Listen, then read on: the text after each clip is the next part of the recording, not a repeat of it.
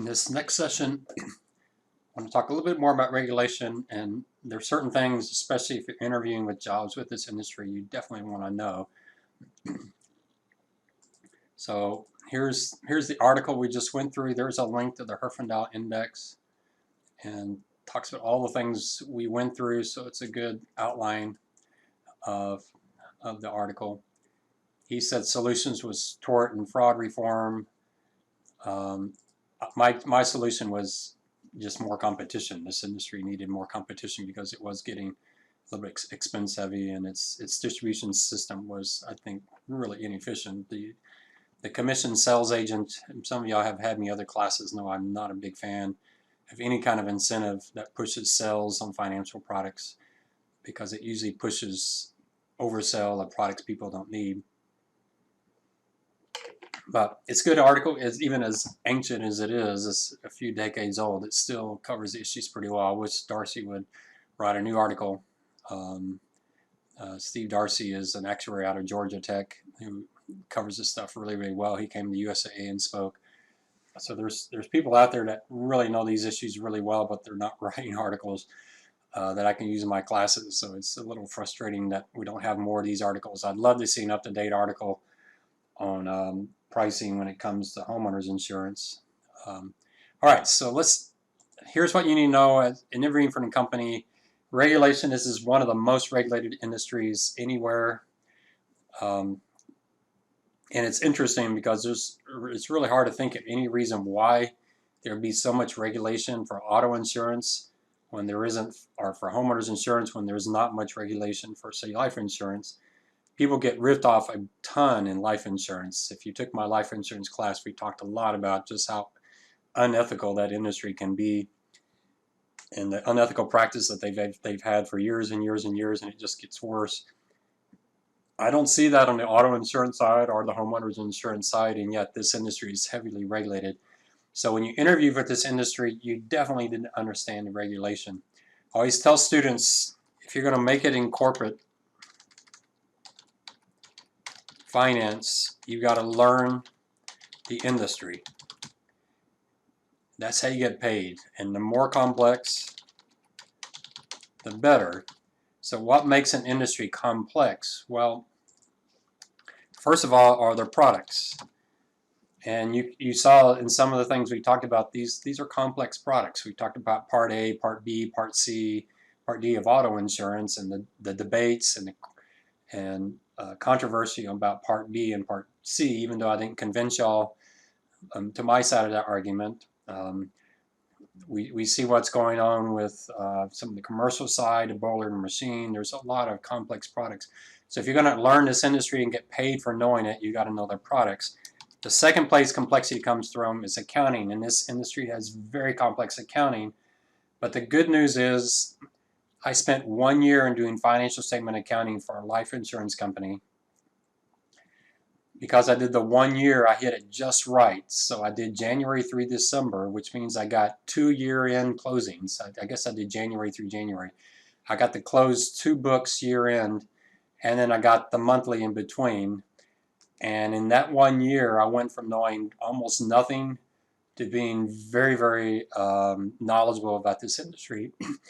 And not only that, when my new job put me in exposure with the property and casualty insurance industry, all the experience I have with life insurance accounting worked very well getting me to the property and casualty side. So it's very complex, but it's learnable.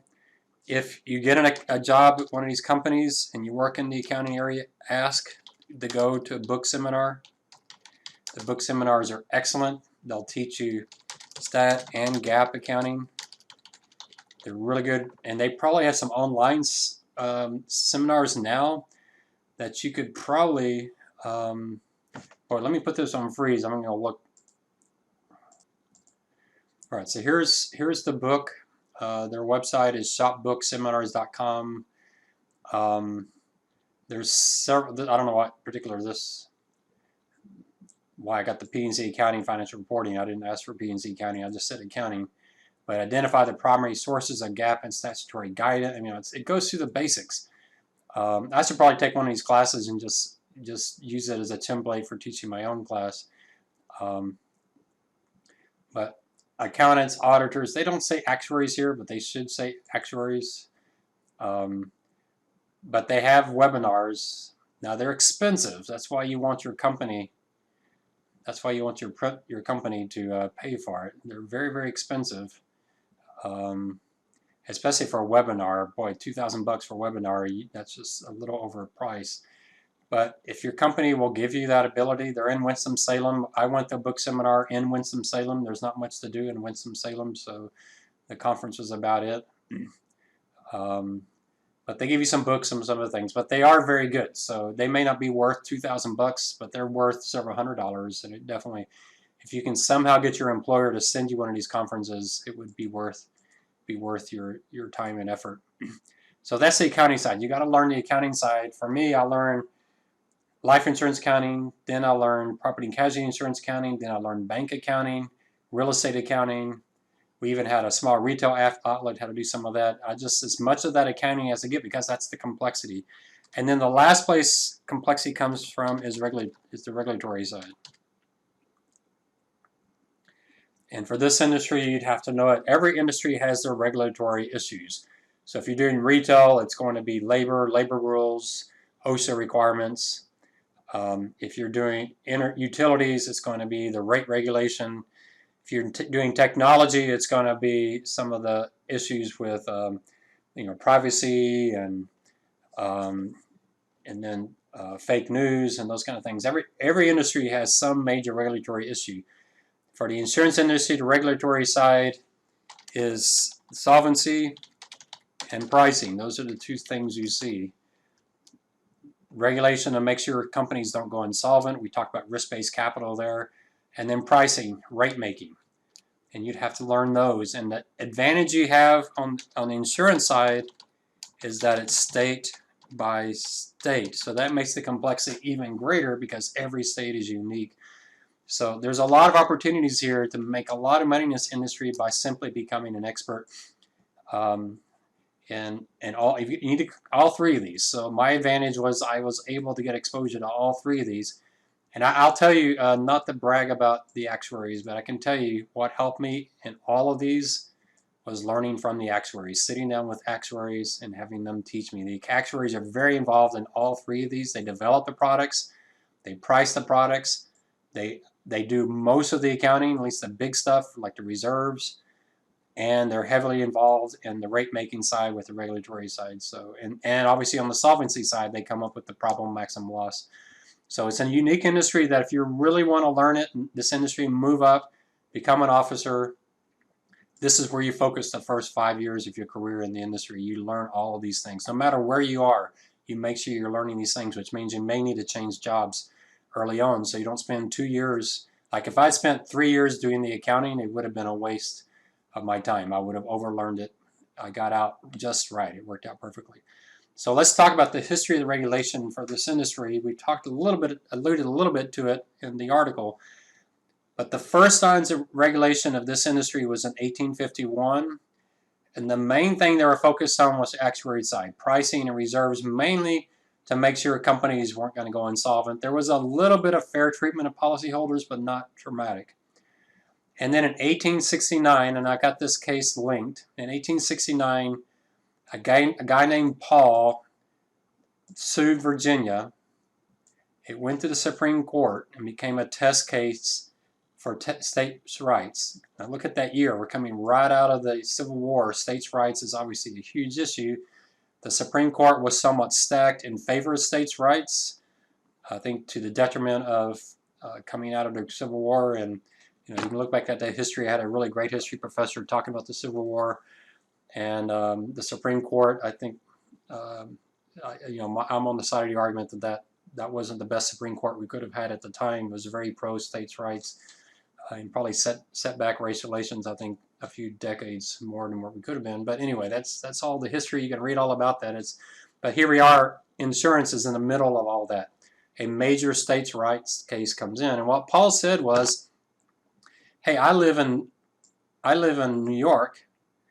I want to do business in Virginia, and Virginia's telling me I can't do business in your state unless I have a license, but the U.S. Constitution says commerce between states, interstate commerce, commerce that goes between states is not regulated by the states but is regulated by the federal government. That's one of the specific things the Constitution says the federal government does. So he says Virginia has no right to tell me how I'm going to do business.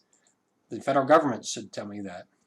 And so the court had the rule, first of all, was what Paul was doing, was it interstate? And they said, yes, is this interstate? Someone from New York is in Virginia, that's interstate. So the question they have to ask, this comes out of the Commerce Clause of the U.S. Constitution, is insurance commerce? So the federal government's responsible for treaties, war, and commerce. That's their goal. I know they've expanded themselves well beyond that. I try to read the Federalist Papers once a decade or so just to remind myself. There's some really great ones in there. I read the whole thing, and it's incredibly boring to read the whole thing, but I probably should just read an abridged version of it. But it's interesting hearing in the Federalist Papers them debating these three things as if this is a real stretch that the government can do this much. We're now so far beyond that. Our government does a whole lot more than this, but they were arguing that, yeah, we need to be able to do these three things, and commerce was one of those. Commerce between residents in more than one state should be regulated by the federal government. But Paul versus Virginia, the Supreme Court decided that insurance is not commerce, which is a very bizarre ruling. And since insurance is not commerce, the federal government doesn't regulate it. It's left to the states to regulate it. I don't know if I gave you extra notes. I didn't. So, yeah, if you actually read this, it's a fairly short case. The lengthier one is the more recent one we got in the 20th century. But you can really see them using some, I don't know, really kind of specialized language that obviously insurance is commerce, at least in my opinion. If banking is commerce, why wouldn't insurance be commerce? But the court really wanted to leave this with the states. They did not want the federal government intruding on this. It's important that it was an individual suing the state. We're going to see the next court case was a little different. But because of that, all of a sudden, insurance companies now have, well, I won't say 50 regulators. In 1869, there weren't 50 states, but a bunch of regulators. And every state had their own rules. So very quickly in 1871, all the states got together and they brought all their regulators together and said, we need to somehow work together to create uniformity. And so they created the NAIC. I think I mentioned the NAIC earlier is a place you could go to try to find a paper 2 topic. It's too late now for that, but every topic regulators are worried about, including pricing, is one they have a task force for. I had a boss who was heavily involved in NAIC. I did a lot of special projects for the NAIC. I used to walk by my boss's office and cringe because he was talking to the regulators, and I could hear him saying, "Yeah, Ron can get that to you by Monday." And I'm thinking, what is he promising? And I would spend many weekends, all weekend long, working on stuff for free for the NAIC. But they do a lot of analysis on new laws and how the laws, and what I did for the NAIC is let them know how a new law would influence them. They had one law in particular, a new uniform investment law. And one regulator say, we're implementing this, we don't care what the industry says. And so they called on me to run the law, and I discovered that 60% of the industry would have failed the law. And they would have had a mess on their hands. And so after seeing that, they had to pull back and withdraw that law. And they really pushed it. They did not realize how restricted they made that law, just that over half the industry was failing it. But that's what this industry does. The risk-based capital we talked about earlier, that was developed by the NAIC, really developed by actuaries working for private companies, but actually doing just like I was doing free work, free consulting for the NAIC. And my boss was fine with me working for the NAIC because we could influence the regulations, because this is really important to the industry. It's almost me being a lobbyist and trying to influence laws. The NAIC cannot pass any laws. What they do is they develop a model law, and then they try to get the states to implement those laws. And they try doing an accreditation process where they say, only states that have certain model laws, only their audits will be accepted in other states. but some states really complain about that, so I don't think they've ever gotten that quite. But so they're trying to find some teeth to get everybody to have to implement the same laws. They do control the statutory financials. They do valuations and investments, but they have a lot of rules. So if you're an actuary, you will be very involved in NAIC. If you're an accountant or a finance person working for an insurance company, you will definitely understand this part of the business. In 1905, you think about that with Teddy Roosevelt and a lot more regulation, a lot more federal government involvement. The new state of New York appointed the Armstrong Committee to examine life insurance because there were a lot of complaints. So the industry, especially on the life insurance side, got really involved in what's called market conduct. How are you treating your customers? And so the NAIC came up with a lot of new laws related to, essentially how you treat your customers. They're called forfeiture laws, and they had laws on kickbacks and other things coming out of that time, which there's a lot of stuff coming out of that time. So we went, about 80 years with this framework, the states doing everything. And in 1944, the Southeastern Underwriters Association was sued by the U.S. for antitrust. And the Southeastern Underwriters, they said, hey, wait, the U.S. government can't regulate us on antitrust. We're regulated by the states. And the Supreme Court reversed that decision. I guess there it is, 75-year-old decision. And they decided insurance is commerce. Now, it wasn't a unanimous vote, and you can read the actual case here. This one's a little more boring, I think. It goes on and on. You can see a few people were arguing on the court that insurance probably is commerce, but do we really want to undo what we've been doing for 75 years? And part of their concern was, if you reverse this, suddenly you have this industry that was being regulated by 50 states, all of a sudden doesn't have a regulator because the federal government's not ready to regulate them yet. So it created quite a mess. So our Congress, very much, I don't think they could do this today, but back then they moved really fast. And two congressmen, McCarthyFerguson, got together, and what they said was, you're absolutely right, Supreme Court. Congress is the regulator for insurance companies because they're doing interstate commerce. However, what we're going to do is we are going to hire the states. We can outsource our job to hire the states and let them continue regulating on our behalf. We're responsible for it, so if they don't do their job, we'll take it back over. And so that was McCarthyFerguson. You'll definitely want to know of McCarthyFerguson.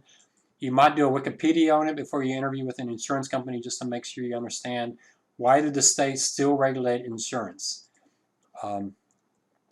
When we had the healthcare debate, I remember even seeing President Obama on TV talking about this exemption for antitrust that insurance companies have now.